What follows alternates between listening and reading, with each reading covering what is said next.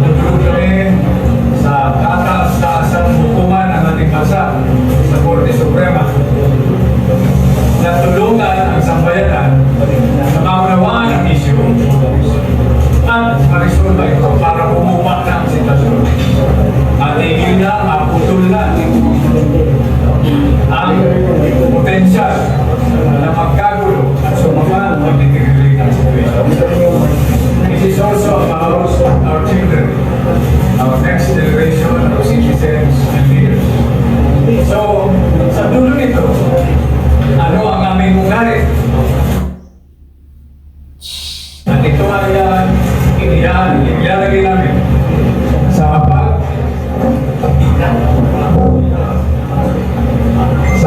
hindi lamang ang sambayan ng Pilipino sa loob ng ating bansa, hindi sa buong mundo.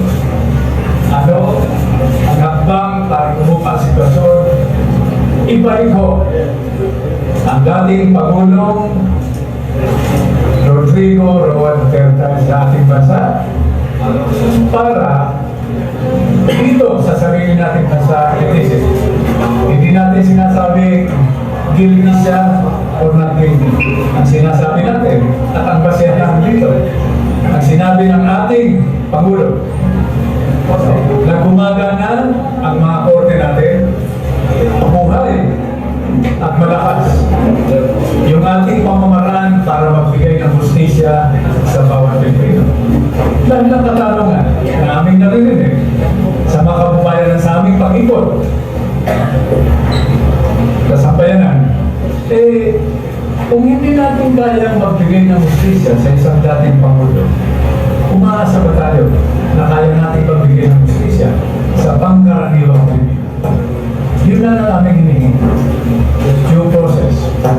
At dito ay sumasandal kami sa rules mismo ng ICC at sa Article 3 ng ating sariling saligang batas, Section 1. No person shall be deprived of life, liberty, and property without due process of law and under the equal protection of our laws. So yung po ang pakay namin sa pag-ahalin ng petisyon. Signature campaign from NGOs. Dahil wala kaming personalidad, no, para ihain ito on an individual basis. So binubuo namin ang isang malawak at malapad na koalisyon ng non-government organization na kasama rin sa regulasyon mismo ng ICC.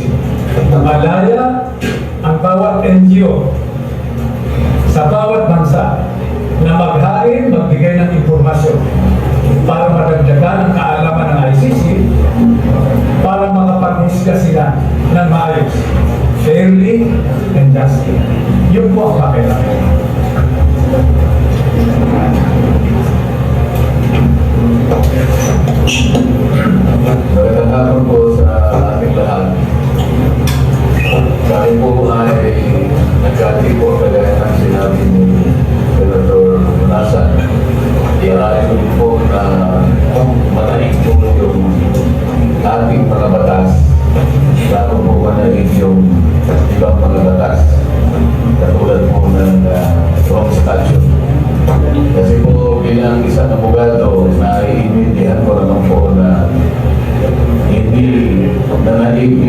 prinsipyo na mismo kumakatawan sa ICC yung principle ng complementarity. Alam po namin, napapasok lamang ang tulong ng isang hukumang kaya ng ICC kung ang ating judicial system po ay hindi na gumagana o ayaw kumana o pinokontrol ng kanyang pagkanan. At halimbawa rin ay yung ating National Prosecution Service ay hindi na rin umaandam, doon lamang po maaaring pumasok ang ICC. Kaya po yung ginawa nila na panghihimasok na gano'n lang, na hindi man lang tinigan po, hindi man lang nagkaroon po ng determination kung ang ating bansa po ay hindi na gumagana ang ating mga batas. So isang sample po ito mula sa pinakamababang hukuman ng ating bansa hanggang sa tataas-taas ng hukuman. Ito po yung ating Korte Suprema. Yan po yung una.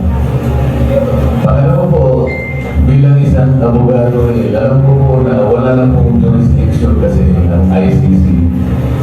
Dahil nung tayo po ay mag-withdraw bilang kasapi na po doon sa itinatadhana ng Rome Statute, ay nagkaroon po ng problema. Ito po yung pivotal issue kasi meron po silang sinasabi na yun pong charge na pilit na kinakapit sa dating Pangulo. Yung allegation po ay naganap daw tayo ba ay member ng ICC. Kaya po meron daw po silang jurisdiction. Ang problema po, nung hinin naman niya, nung prosecutor, yung mandato para mag-imbestiga o mag-umpisa na ng mag-imbestiga, effective na po yung withdrawal natin. So, meron po pagkakaiba yung tinatawag natin existence of jurisdiction at saka yung exercise ng jurisdiction. In my humble opinion po, dahil nga po sa pagkakapitro namin, kaya palagay ko po, nang mag-issue sila ng warrant of arrest, wala na po talagang jurisdiction.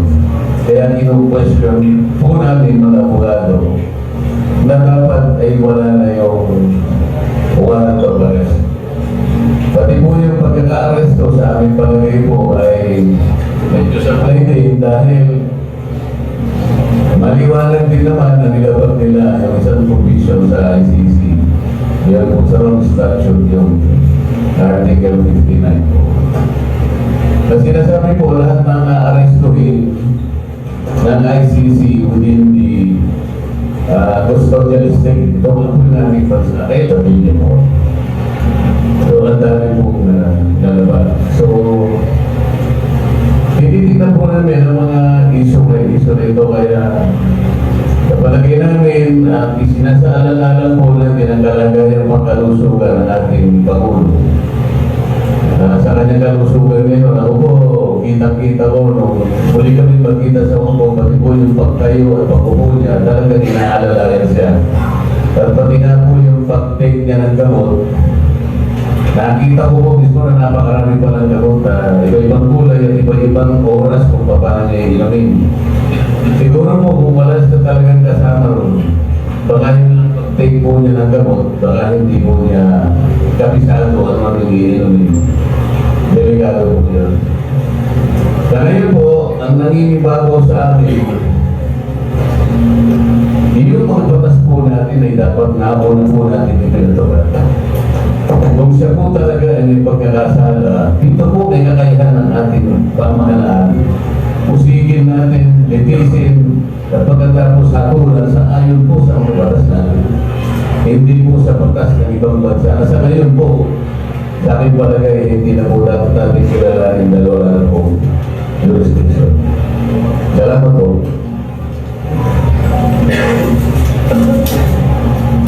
Correction na po sa introduction nila. Hindi po ako si Captain Dano. Ako po si Captain Dante.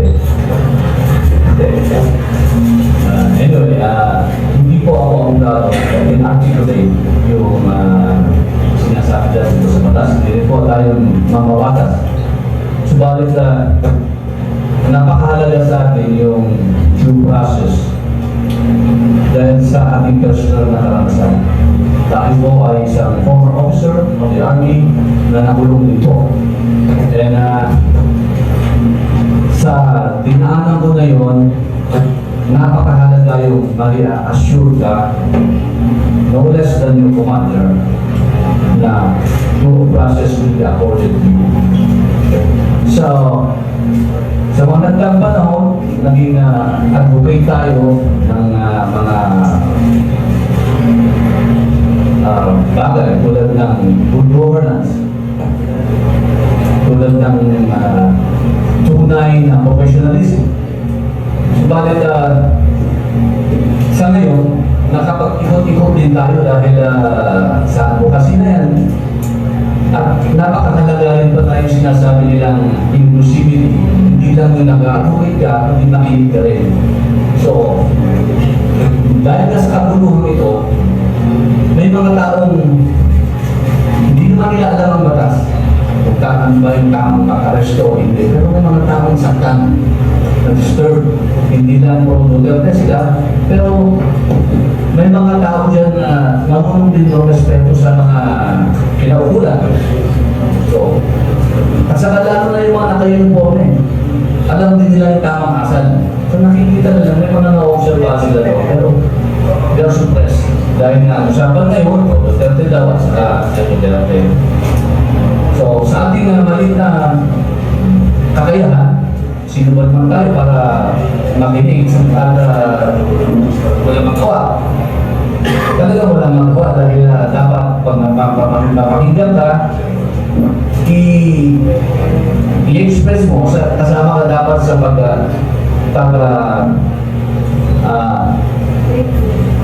express yun sa kinaukulan kasi sila hindi nila kaya. But again, tayo rin po ay maliit na tao lamang. Kaya dito sa condition na ito, nagiging malakas tayo, nabibigyan tayo ng boses dahil sa ating mga kalamahan. At palagay ko, dito ako makakatulong sa ating mga pinakinggan, sa ating mga nakasalamuhang tao na konti man sila ay mayroong katulungan na nalalang sinasabi. Maraming salamat.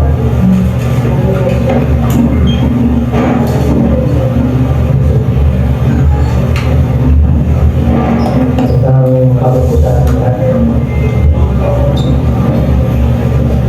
Yan pong basahin ko ang event statement namin sa wala ng Democrat Party of the Philippines. Since the founding of the Democratic Party of the Philippines, our party has always advocated and staunchly defended the rights of our people. Mahalaga para sa ikasusulong ng ating demokrasya ang pagrespeto sa karapatang pagtao ng lahat ng Pilipino. Hindi naman o inaakusahan ng anumang Pilipino. We therefore share our support behind this initiative by our highly esteemed Senator Gregorio Trillo Masan and Congressman Dante Marcela. We are here to listen, not to argue. We stand in solidarity with our kababayans who strongly feel that it is now the time for us to unite and redeem our nation. This noble act of signing the petition goes beyond politics and personalities as we stand as guardians to our nation's welfare and secure a better future for the next generation. So nananawagan po kami, hindi po kaya ng tayo lang, hindi po kaya ng sila lang. Hinihiling po natin na magkaisa tayo ng sambayanang Pilipino na bigyan ng kalutasan o solusyon ang mga kinakaharap natin ngayon. Kasama na po ito sa malaki at maselang na issue ng pag-aresto at pagbibigay ng karapatang due process sa ating dating Pangulo. Maraming salamat po.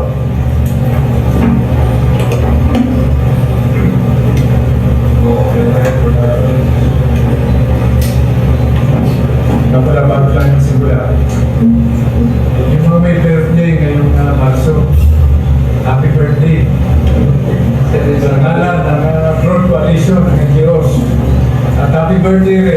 para walang favoritism, kay Congressman Pulong Duterte at sa darating na Biyernes, sa dating Pangulong Rodrigo Roa Duterte.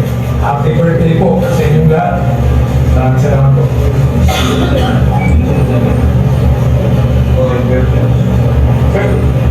Sir Glenn, welcome sa Jeffrey Sigarotti. Yes, sir, pwede ba sa tingin ko sa yung magiging proseso ng inyong plan kung kayo ay maghain na ng petition sa ICC?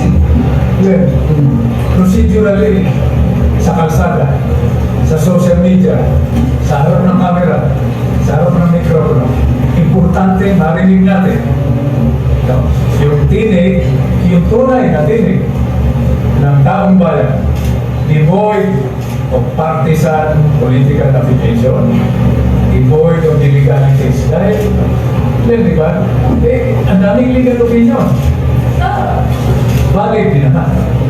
So, walang pagkakaisa ng mga so, pag politika naman, ang karat naman ng politika, saan tayo nagkakaisa? Ang ginawa namin, nagtanong kami, sino ang gusto ng gulo? Wala naman siya sa mga. Sino ang ayaw ng unity? In fact, ito yung plataforma ng unity na nagluklok sa ating Pangulo, sa kinarorong na niya ngayon. Walang nagkasama. So doon tayo nagkakaisa. Ayaw natin ng gulo at gusto natin pagkakaisa. Iba, kung i-angulo natin ito, sa napag-is na namin, kasama na si Manong Dante, anong pillars ng national security?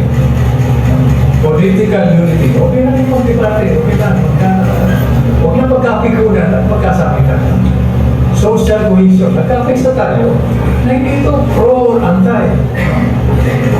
Ito ay pro-Filipino. This is a pro-Filipino effort na hindi natin naririnig sa national conversation. Kung maalala mo, higit na isang taon na nakakalipas, pero tayo mong kahit as a private citizen na bago sumama ang sitwasyon. Pwede ba, yung ating Pangulo nakaupo sa pwesto at yung mga buhay pang dating Pangulo, kasama na si President Duterte, si President Chile, si President Era. Magulong sa parto, walang media, walang mic, walang camera. Pag-usapan nila kung ano ang gagawin para mabuo yung sambayanan. Kung medyo nakinig sila nun, ano sa akin yung sitwasyon natin? Tataan, nagpas na tayo sa sisihan. Question is, ano gagawin natin?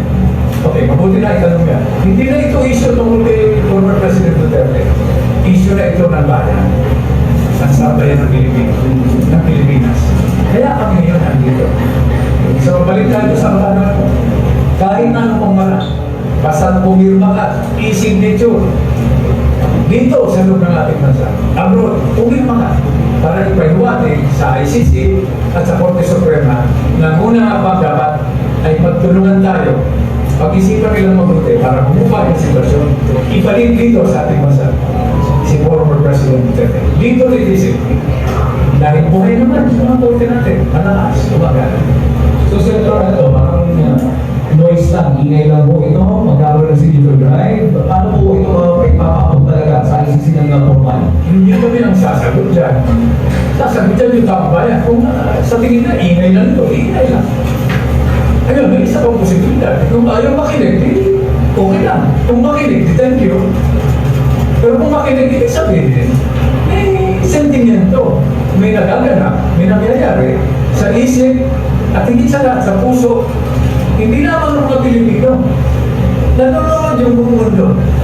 Hindi ba tayo mga Pilipino? Ita, pasensya ko na sa habang ng sabi ko, yung mga pangyayari, ito na parang dalawang linggo.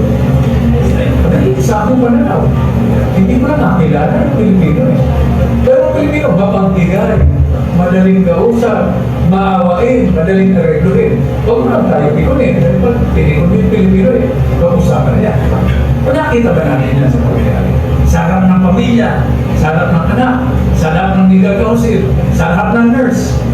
Dahil Pilipino na yan. Iba, gusto yung gano'n. Diba? Yung mga rebelde natin kapatid na lumabas sa sistema, magbabarilan.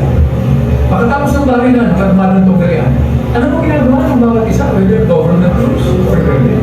hinahanap yung battlefield dun sa mga nasugatan na pwede bang dalhin sa ospital. Ganun dahil Pilipino, walang kultura na gano'n. Sa ibang bansa, hahanapin nyo, parang kudasin na. Gastos pa sa ospital. Sinasabi ko lang ito. Dahil ito talagang issue na yun. Makikinig kung email lang eh. Wala kong gano'n. Pero kung makinig, una na ako. In addition to the next question, actually, Senator, marami na nagtatanong, how can you go to the office? Yes, we understand, makikinig kasi natin mga demonstrations na ginagawa, pero how are you going to bring these elections in ICC or Supreme Court? And Dubai, meron tayo, like, literally, signature campaign, to collect all the signatures, to file for petition, then send to ICC and Supreme Court. Marisol, all of the above.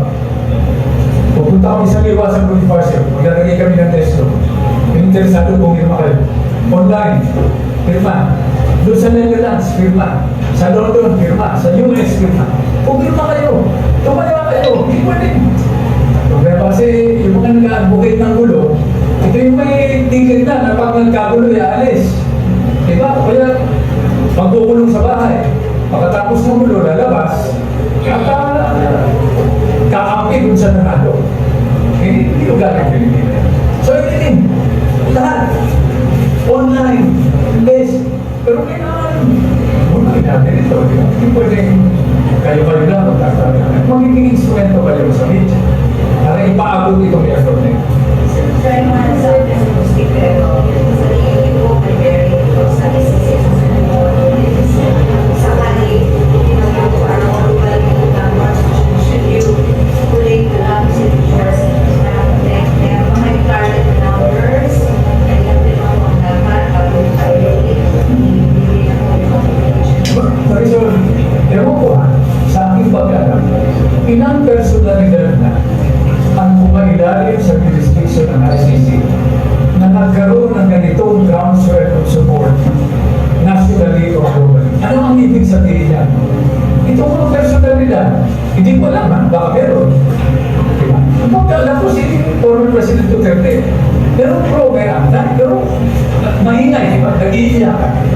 Nakakita na ba tayo ng ganitong sitwasyon? Kung sa mga pinagdintaan ng crimes against humanity, violations of human rights, sa aking pagkaalala, wala. Wala. Ano yung sabihin niya? Applying principles of justice, hindi na ito problema ng Pilipinas. Dito masusukat kung anong klaseng justice ang pwede ipatang ng ICC. Hindi lamang dito sa Pilipinas, kundi sa buong mundo. Kaya obligado kami, duty ito, na pakialaman at hanapan ng paraan para tumulong. Hindi na ito anti-BBM, pro-BR anti. Pro-BBM ito. Pakita natin kung gano'n tayo magaling. Talaga kung magaling tayo, diba? Lagi namin sinasabi, pag dulo, world class tayo. Pero pag puso, champion tayo. Sir, sige. Kailangan po idagdag lang na ito po, meron kami isa sa petition. Ito isa ngayon din sa patakaran na tungkulin ng ICC. Pinapayagan ng ICC na yung mga NGOs, katulad po kaya kami gumawa ng ganito para sa ganun formal na maiparating sa ICC na may ganitong klaseng pananaw na umupo sa maraming Pilipino. Kami po ay pipirma kayo at kung marami po ang pipirma, may papadala sa lalong madaling panahon. Pinapayagan naman, ang ginagawa po namin ngayon ay hindi lamang salin sa tuntunin ng ating mga batas, kung hindi, nakasalin din sa patakaran na tuntunin ng ICC. Hindi po namin gagawin ito kung labag sa ICC. So, kung marami po ang pipirma, kagaya na sinasabi ni Senator Craig, mas maganda po, makita ng ICC na sa ganitong paraan pa lang nagkakaisa na maliban po sa mga boses na nakikita nila ngayon worldwide. This is a formal petition to be submitted before the ICC, which is consistent with the provisions of the Rome Statute. Yan po yan. Hindi po ito'y parang tira mo lang. Hindi po. Ito'y ipadadala sa ICC. Sir, wait. Okay. Bibigyan ko rin ng pagkakataon din si Gerald Dado, Cagaroso, at si Captain Dante Makit. Pero idadagdag ko lang. Marisol, Lena, we cannot give what we do not have. Paano natin ibabahagi wala sa atin? Kaya umaapela kami sa Korte Suprema, nabilisan din nila yung pag-resolve nito. Paano tayo mag-appeal sa ICC kung Korte Suprema mismo natin? Hindi nagsasalita, hindi nag-decision. Akas tayo ng angat, naibalik si President Duterte rito. Ano dadating niya rito? Yung kataas-taas ang hukuman, hindi ko pinipressure, hindi natin pinipressure. Sabi natin, ano natin?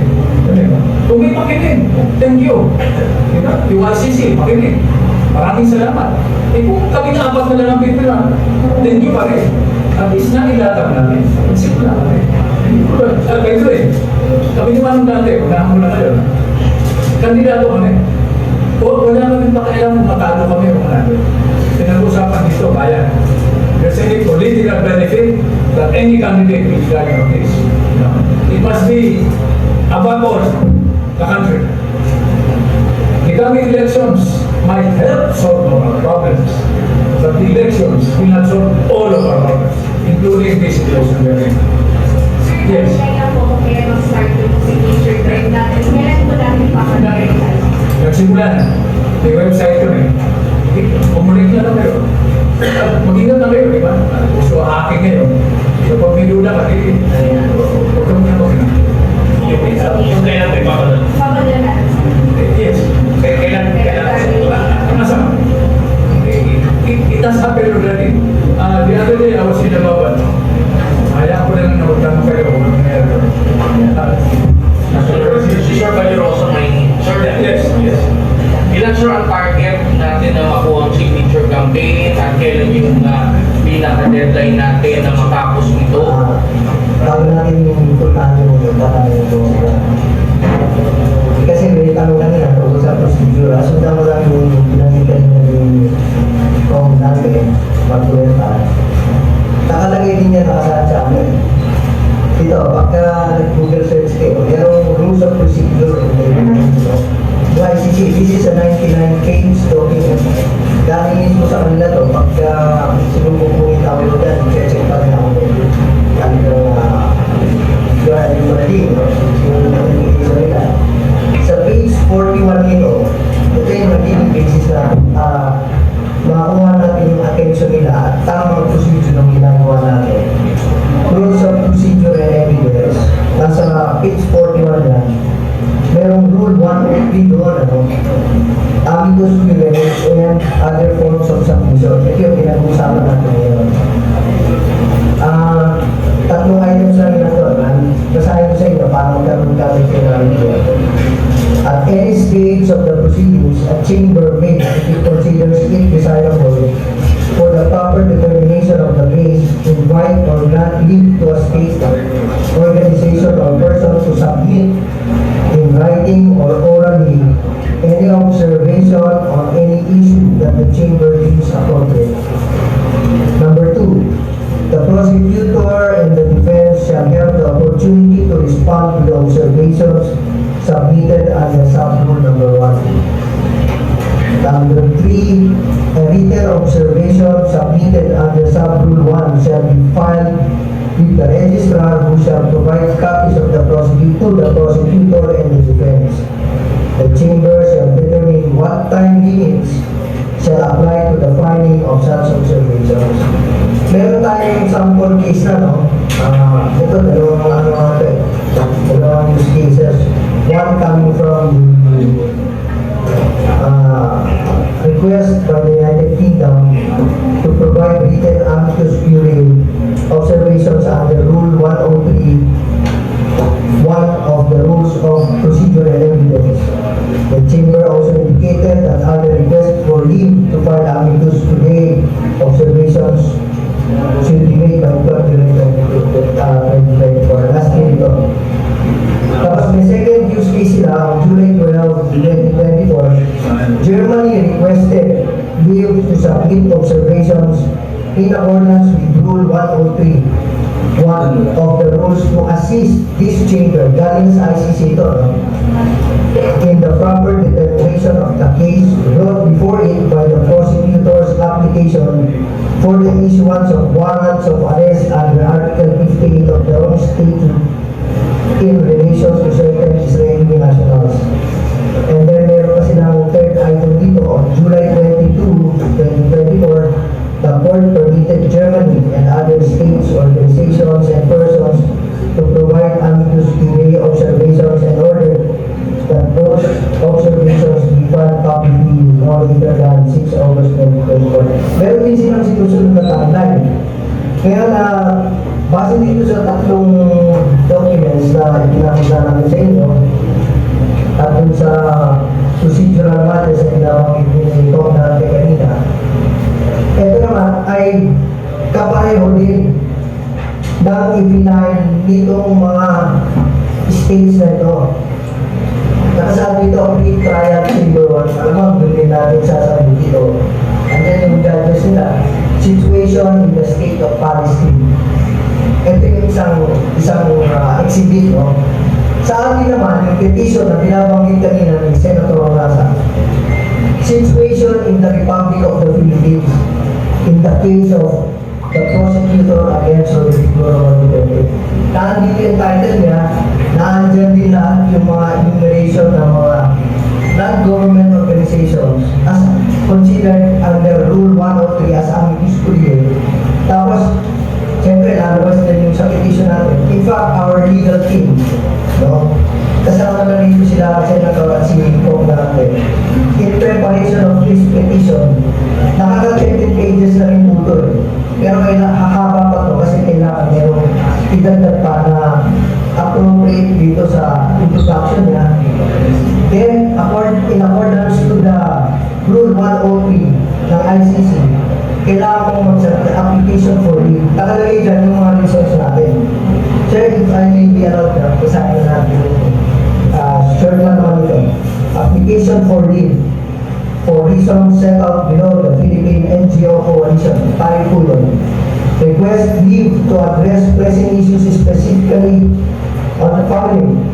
1. The validity of the arrest and surrender of former President Rodrigo Duterte to the ICC. 2. The urgent need to release former President Rodrigo Duterte from custody to prevent further violation of his basic human rights to due process and against the arbitrary deprivation of his liberty. It is a fifth item on the same application for leave. In particular, the Philippine NGO Coalition seeks to assist the court, referring to the ICC, by providing observations according to Rule 103, which without touching on jurisdiction or admissibility are imperative to ensure that in pursuing justice and accountability, fundamental human rights and freedoms which are inherent, universal, and inalienable are recognized, championed, and never violated and trampled upon. Further details of the Philippine NGO Coalition and their interest in the proceedings are further set below. Ito po, 13 pages ito. Kasama dito yung relevant procedural background. We stick to the procedures para hindi po kagaya nung violations na nakumit nila sa pagkakalisto pa ng Presidente. We contend here also issues of which the Philippine NGO Coalition seeks to make submission. These are issues, the invalidity of the arrest, the invalidity of the removal from the Philippines and surrender to the ICC,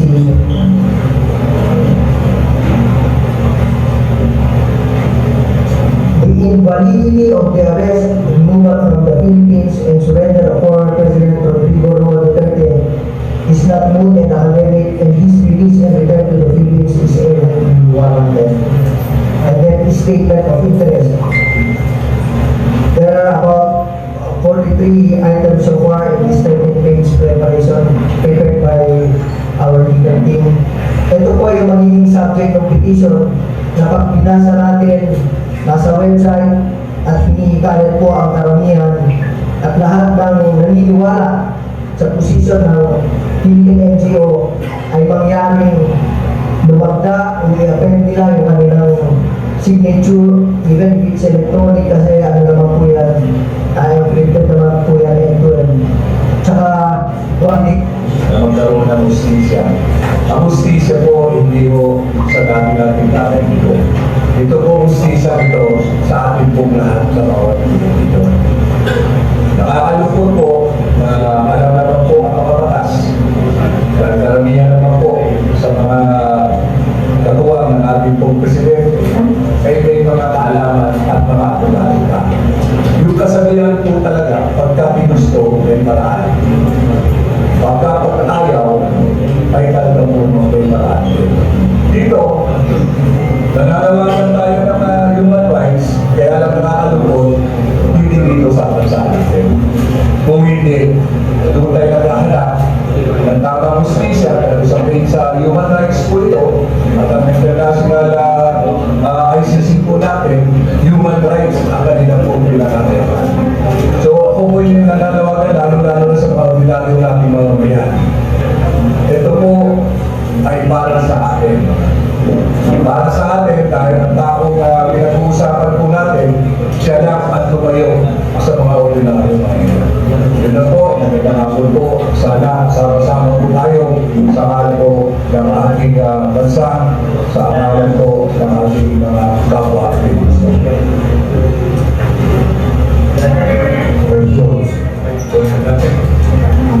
Oo, ano mo na.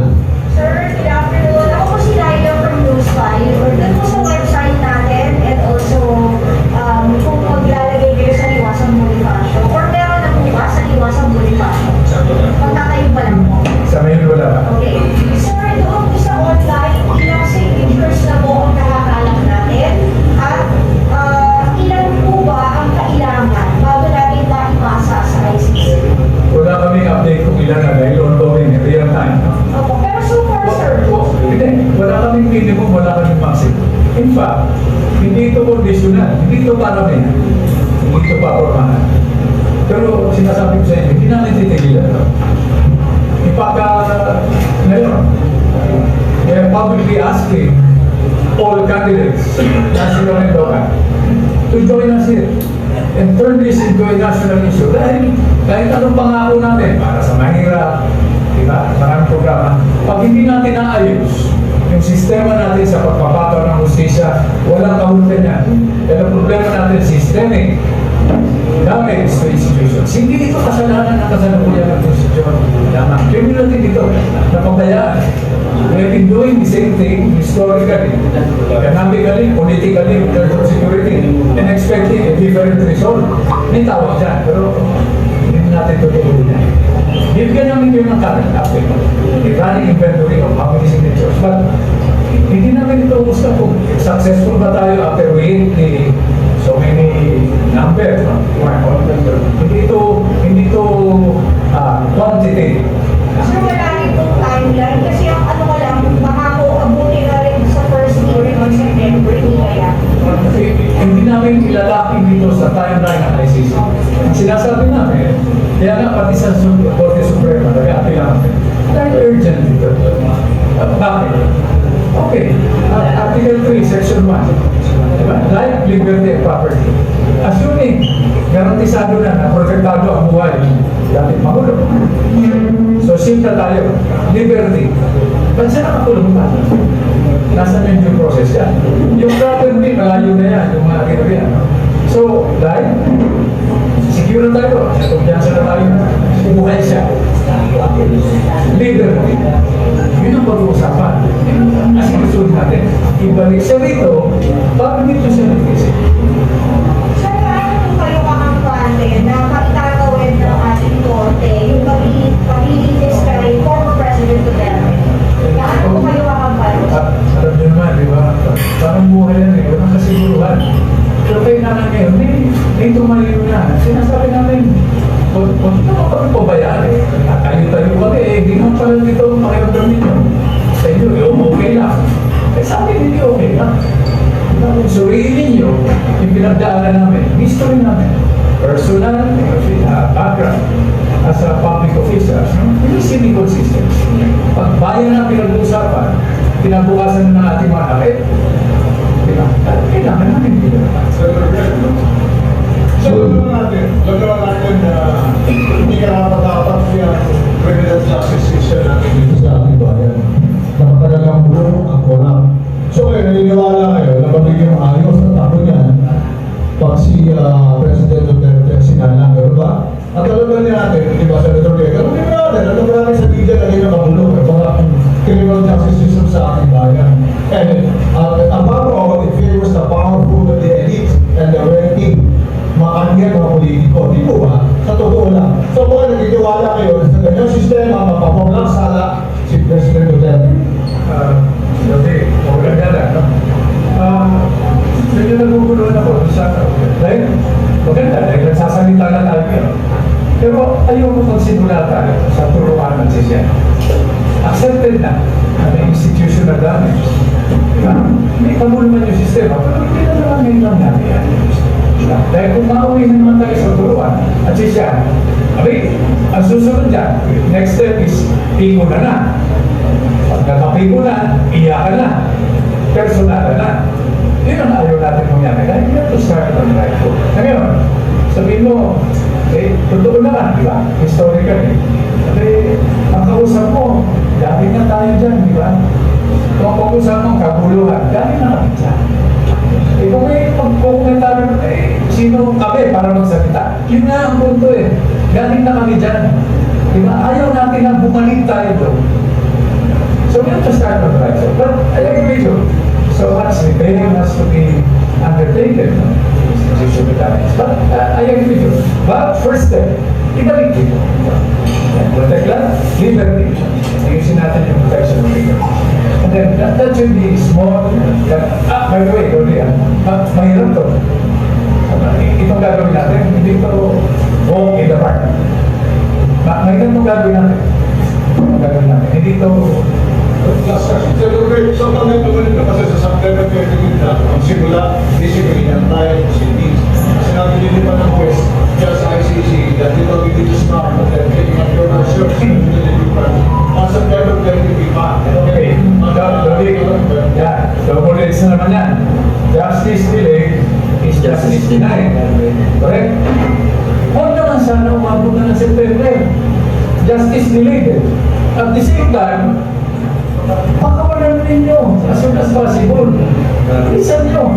Pero hindi prediction of legal din. Hindi na pagkaintindi ko. Hindi na kung walang pagkaintindi ko. Pasalita tayo. So, it's a balancing act. Constitutional principle, balancing of interest. Hindi pwede rin itong one-sided.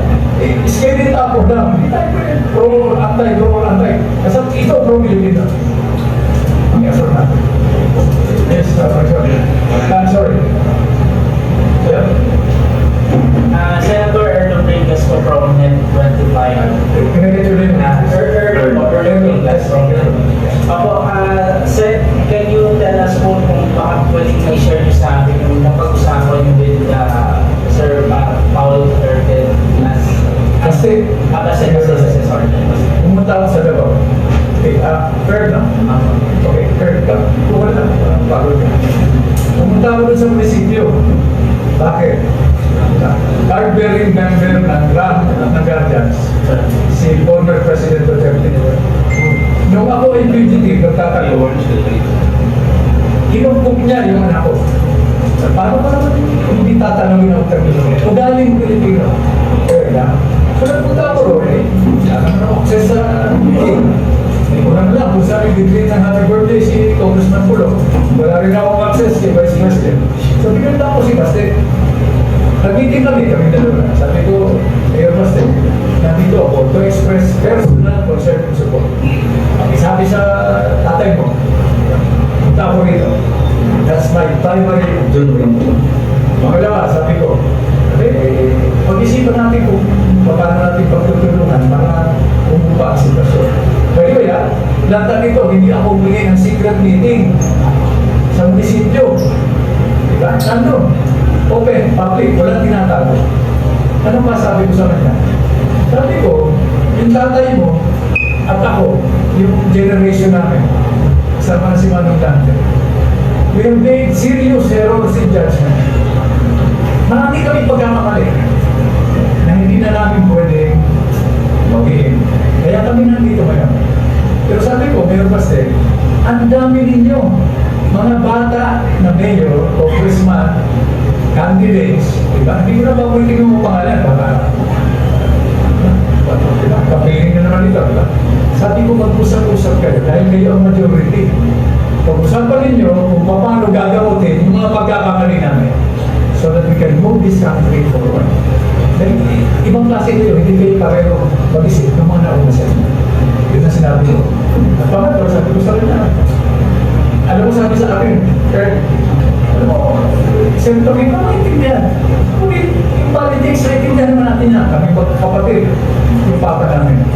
Pero hindi namin nakalain, ang umabot sa ganito, bilisan yung proseso, ilipad. No? Kaya nga ito, diba?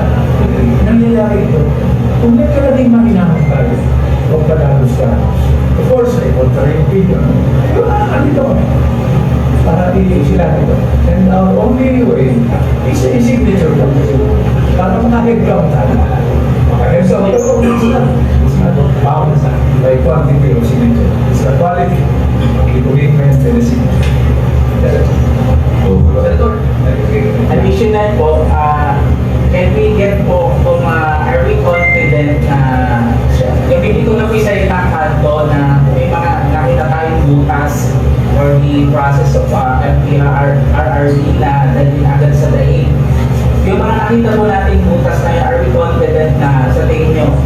Again, ayaw namin pumunta dun sa usapin na yun. Kaya sabi ko nga, na nila, it's not a purely legal issue. Walang konsensus sa legal eh. Kanya-kanya opinion. Ito yung constitutionalist. Eh lalo na pag-politika, ang usapin. Kanya-kanya opinion. So, paano dito? Balik tayo sa sinabi ko. Unity, stability, social cohesion, para magkaroon ng economic prosperity at maging predictable tayo. Patagal natin sinabi yan earlier, diba? We are exposing in public hearings our strengths and weaknesses as a developing country to temporary friends and adversaries. Pinanunod sila. Doon nasa isang. Ang gugulo nila, no? Yeah.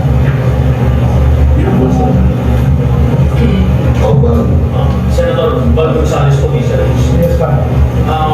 Sa panas briefing ko ngayon, sabi po ni panas press officer Tony Claire Castro na kailangan daw meeting daw po sa legal counsel ni FDRRT baka dumating po sa punto na hindi lang daw po kayo pakanggan na ICC.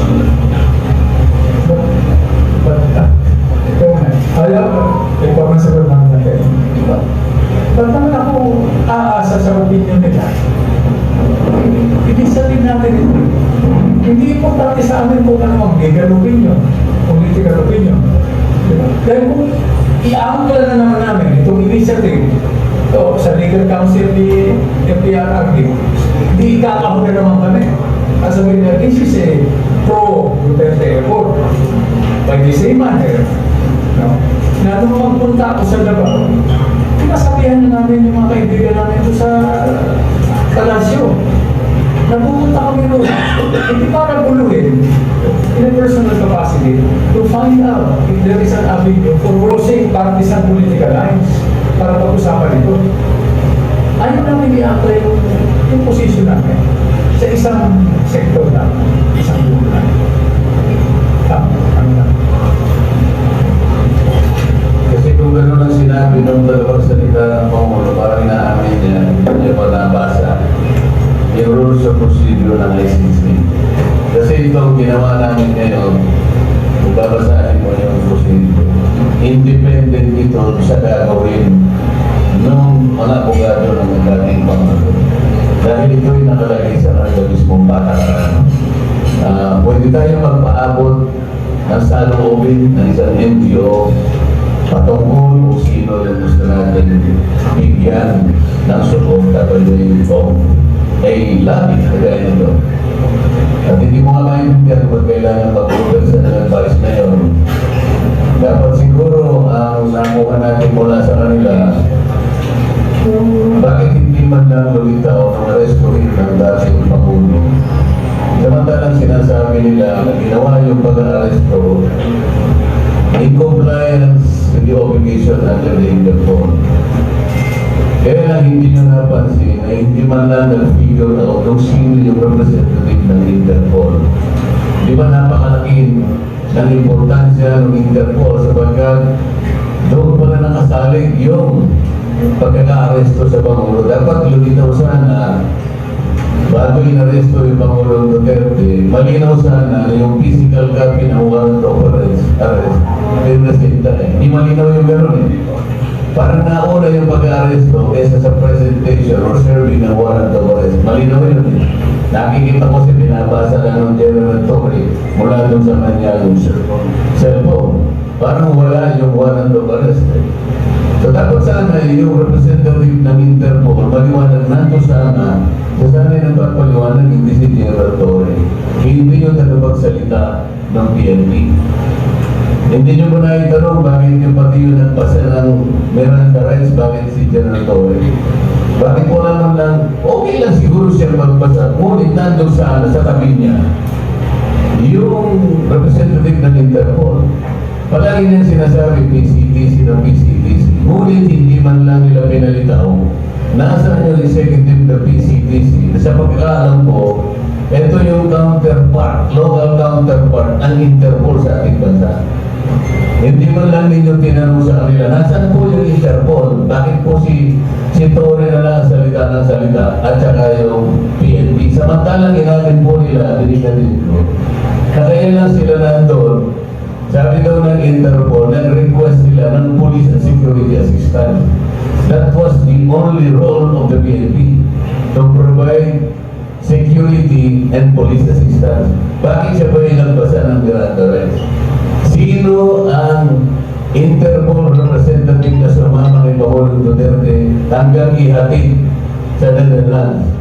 Meron bang nakita kayo na Interpol representative na sumama sa Pangulo? Wala. Ito yung sinasabi namin na dapat sana ay na-determine natin lahat kung siya ay inilagat muna sa isang competent judicial authority bago ginawa lahat ang dapat nilang gawin. Eh wala nang pinagdaanan na ganito, kaya na-questionable eh. Ito po yung posisyon na gusto namin iparating sa pamagitan ng isang NGO na amin po in-organize ngayon. Sapagkat ito naman ay isang ayon din sa patakaran ng ISIS. Pinapayagan naman po ang ganitong mga undertakings, ang ganitong initiative para maiparating sa kanila yung saloobin ng isang grupo o mamamayan o NGO. Kaya ang Diyos-Gloria po sang-ayon po sa section 103 ng kanilang rules and procedure. Hindi po illegal ang ginagawa natin. Sang-ayon, minabuti namin na isang-ayon lahat ang gagawin namin sang-ayon sa patakaran ng provision ng ICC. Hindi pa po namin question yung jurisdiction nito. Iba pong usapan yun. Sa palagay namin, ito yung pivotal issue na gagawin naman po ng mga legal counsels po ng ating Pangulo. Kung po naman po ito sa kagustuhan namin mauwi sa kasal dito, sapagkat ang kanya pong kagustuhan naman, alam naman natin. Pinapayagan din po kasi ng patakaran o provision ng ICC yung interim release pending trial. Kung halimbawa po, September talaga yung actual trial, kinakailangan po ma-determine yung po bang continued detention ng dating Pangulo is required while waiting for the trial. Yun po ay necessarily gagawin niya ng ICC pagka nagkaroon po ng petition. Re-reviewin po nila yung ginawa ng prosecutor na mga conditions na inihain niya nung siya humingi ng warrant of arrest. Baka po yung condition na ibinigay niya ay hindi na po obtaining. Kasi po nilagay po niya ang isa sa kondisyon kung bakit kailangan arresto si Pangulong Duterte. Kasi popular po pala sa dito sa bansa. Yung pagiging popular pa niya Ibig sabihin, he still wields power in this country. Bakit siya popular? Pero hindi na po siya presidente. Private na tao na lang siya. Yung mga ICC, nakikigagat na, popular. Talagang popular. Wala tayong magagawa rin. So yung kondisyon po ba na dahil popular siya, kailangan siya arestuin? Yun po yung gusto namin, na-reviewin niya yun. Kasi po, nakalagay sa tuntunin ng ICC, pagka hindi na nasatisfy ang ICC na yung mga kondisyon na inilatag ng prosecutor ay hindi na effective, pwede po niya i-release ang dating Pangulo with certain, with or without conditions. Ako po papayag, kami po papayag. Kahit katakot-takot na kondisyon po, provided na makatuwiran naman, pagbibigay po tayo ng kondisyon. Yun naman, iuwi na lang muna habang naghihintay po siya ng takdang araw ng kanyang trial. Yun po lang, ito po ay sangayon din sa patakaran ng ating mga batas. No person shall be deprived of life, liberty, and property without due process of law. Hindi naman po talaga na-observe. Lahat po tayo alam natin na meron na pong naunang warrant of arrest na inisyong ICC na ipinadala din sa Interpol sa presidente ng Russia, Vladimir Putin. Meron na rin pong naunang warrant of arrest na inisyo at itinarte rin sa Interpol sa presidente ng Israel, Benjamin Netanyahu. Bakit po itong dalawang leader na ito, sa kabila ng ito po ay meron ng red notice sa Interpol, nauna pong na-issue ng warrant of arrest, bakit hindi po na-arrest? Dahil wala pong isang mamamayan ng Russia o ng Israel ang nakipagsabuatan sa ISIS. Yun po ang aking opinion. Maaari pong mali ako, maaari akong tama. Sapagkat kung mayroong isang Russian o mayroong isang Israeli na nakipagsabuatan, nahuli na po siguro na itong dalawang dito. Kung tutuusin po, kung tutuusin, ano po ba yung isang elemento ng crime against humanity? Yung atake po na gagawin, widespread and systematic attack directed to a civilian population. Eh, yung missile po ng Russia at ang missile ng Israel, ganun po. Wala pong kinikilig, wala pong sinisino kung sino tatamaan. Yun ang systematic and widespread attack to a civilian population. Ang Pangulong Duterte po ba? Hindi po, direkta lang po doon sa mga kalaban po ng kakaindigan ng ating bansa. Yung sumisira sa buhay ng isang tao, yung sumisira sa pamilya, yung sumisira sa lipunan, yung droga po. Yun ang dinirekta niya. Sapagkat pananagutan, sinupin at depensahan ng kapakanan ng mga ganyan. It is a legitimate government operation. Wala pong listing na ginamit ng direkta po, tinutokhan nga po eh. Hindi po widespread. Hindi po tinutok na gano'n. O, magbagong buhay kayo na. Magbalik loob kayo sa... Binigyan po lang ng pagkakaroon ito. Mari kung meron collateral kami, talaga pong gano'n. Lalatag talaga yung mga yan. Mga criminal yan. Papayag po ba tayo? Kahit na po meron po imperfection sa ating batas. Sir, wala pong perfecto pong sistema sa mundo. Ngunit huwag tayong papayag na mauna pang humatol ang isang hukuman na hindi natin naiintindihan kung ano ang kanilang pa. Meron po tayong umikiral na batas. Ito po ang gusto pong mangyari kung bakit kami nagpipilis. Meron po tayong batas. We are a sovereign and independent nation at ang ating pong hustisya, pati ang ating National Prosecution Service, buhay po at umaandar. Dapat sana dito muna pinadaan. Eh kaso po, wala. Alam naman po ninyo, may isang asunto, may isang kaso, wala pong inihain laban sa ating pamumuno. Pagkatapos po, iba pong hukuman, isang panyagang hukuman, ang bigla na lang kukuha sa kanya. Sa paraan na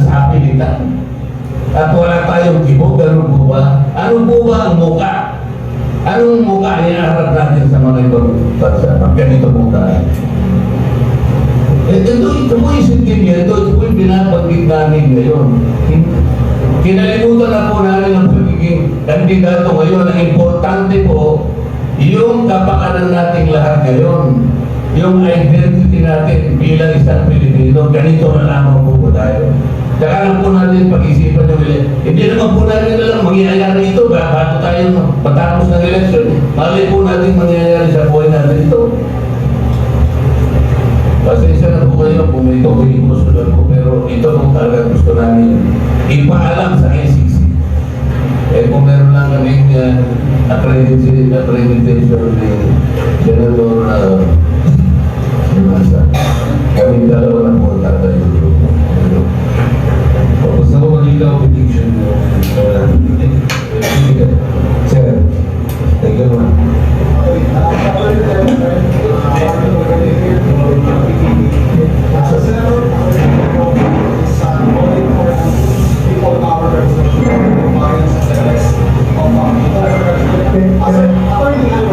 Can I get your name again? RD. Okay, yes.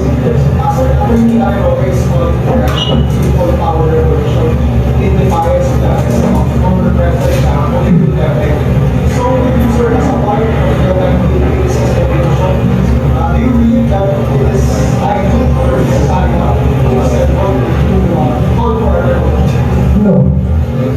Because we have done that route before. So the Philippine Army, that every time our thresholds for patients are reached, dali natin sa kalsada. Or there's another option, yung several uprisings. Diba? And sabi ko nga, galing na tayo dyan. They need help. Every time we want to take shortcuts, does it strengthen our democracy?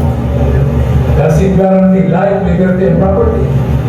Does it allow us, especially government, to address the real problems of the country? Food, clothing, shelter, health, education, and now access to data. Data, information, the new world. Kung ang sagot yes, kasada tayo. Kung hindi, well,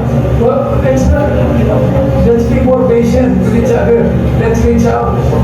Yeah, sabi ko kanina, hindi tayo dito. Ang dali, pinakamadaling gawin talaga yung mga mulo. Dali natin sa kalsada. In fact, there was a proposal I heard from our countrymen, no? Kung gano'n ang option na gusto natin, every time mag-usan tayo ng pasensya, kasada tayo, di isa na natin yung mga golpe, para makatipid pa tayo. Every time may issue, yung interesado sa issue, mag-ipon-ipon tayo sa MOA o sa Luneta. Show of hands. Ito ang issue. For resonance. Against. Yeah. Yung majority rules, is that the route we want to take? Does it strengthen our democracy? Does it help us repair damaged institutions and re-engineer the defense in the system? So, kami, ay isa. Pasensya mo lang. Pero, let's not exhaust our patience also. Diba? What is the response to electoral fraud? Hindi yun an election protest. What's the antidote? The response to malicious persecution? It's not a motion for reconsideration. Nasa sa tao yan. Pagbapuno na yung tao ano magagawa natin dito? Signature campaign tayo. So I would advise against, impulsively considering that option. It's not easy. Okay. Questions ko ba? Just to clarify, much better para sa inyo to just do the signature campaign than taking it to the streets. Definitely. No, but we want to take the signature campaign to the streets also. But not taking it violently or, mas tumutok pa natin yung violent. Okay, confrontation. Yes. Walang pamilyang Pilipino, na gusto ng away kung pwedeng maiwasan. Pero kung threatened na yung family, yung community, ang sa lugar, I'm not advocating that. Kunti pasensya, nanonood hindi lang yung kababayan natin. hindi ka mga Pilipino. We're not world class for that. Thank you, sir. Thank you.